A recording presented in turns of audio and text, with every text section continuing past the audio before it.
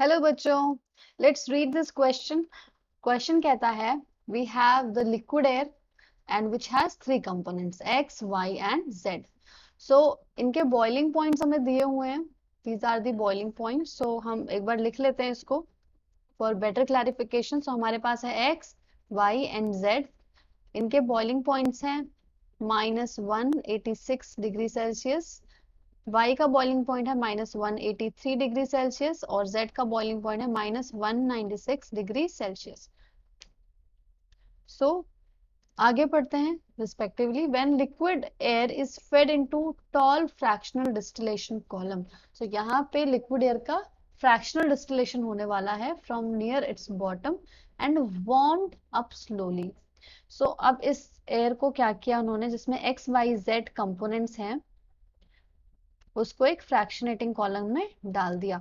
So for example we have this fractionating column and all the things are installed inside it. और यहाँ पे इन्होंने अपनी gas को रखा और उसको वार्म किया, वार्म करना शुरू कर दिया। Now let us read these questions. Question number A says that which component will be collected from the near the bottom of the fractional distillation column and why?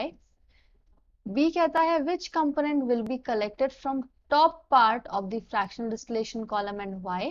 And C कहता है which component will be collected from the middle part of the fractional distillation column and why? So इनके temperature पे depend करता है कौन bottom से collect किया जाएगा, कौन टॉप से कलेक्ट किया जाएगा और कौन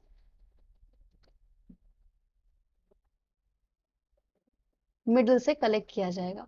सो यहाँ पे जो टेम्परेचर है और इसको हम वार्म कर रहे हैं, वार्म कर रहे हैं इसको बॉटम से, नीचे से।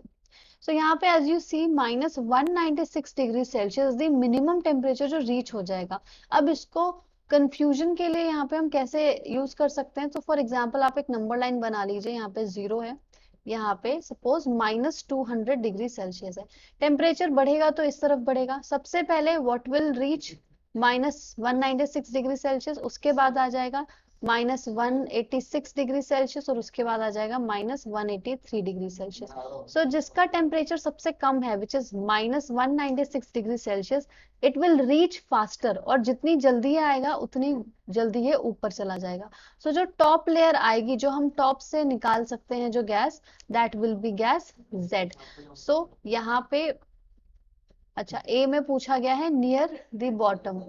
सो नियर द बॉटम जो होगा, जिसका टेम्परेचर ज्यादा होगा, जिसको रीच करने में टाइम लग जाएगा, -183 degree Celsius which is gas number Y. So यहाँ पे जो गैस नंबर वाई है, it will be at the bottom, ये बॉटम में रहेगी और इसको बॉटम से कलेक्ट कर लिया जाएगा। तो ए का आंसर है गैस कंपोनेंट वाई। और ऑब्वियसली मिडिल में जो गैस पाई जाएगी वो होगी gas number X. So this is X, this is Z और this is Y. So depending on the temperature हम इसको सेपरेट कर सकते हैं। सो ऑप्शन जो क्वेश्चन नंबर बी है, that is collected from the top part, वो होगी gas Z and collected from the middle part वो होगी गैस एक्स। राइट, सो हमें ए बी सी का आंसर मिल गया। Now let us read the fourth question. Fourth कहता है what could be the component X Y and Z B. X Y Z क्या हो सकता है? तो जो एयर होती है बच्चों, एयर में मेजर कंपोनेंट्स में जो पाया जाता है वो होता है nitrogen, argon and oxygen. So इन तीनों में से अगर हम देखें, -186 degree Celsius, it belongs to ion. So this is gas X. Now we have Y which is -183 degree Celsius जो कि ऑक्सीजन होता है, तो दिस इज गैस Y। और नाइट्रोजन इज गैस Z, इसका सबसे मिनिमम बॉइलिंग पॉइंट होता है। So I hope this answer is clear to you. Thank you.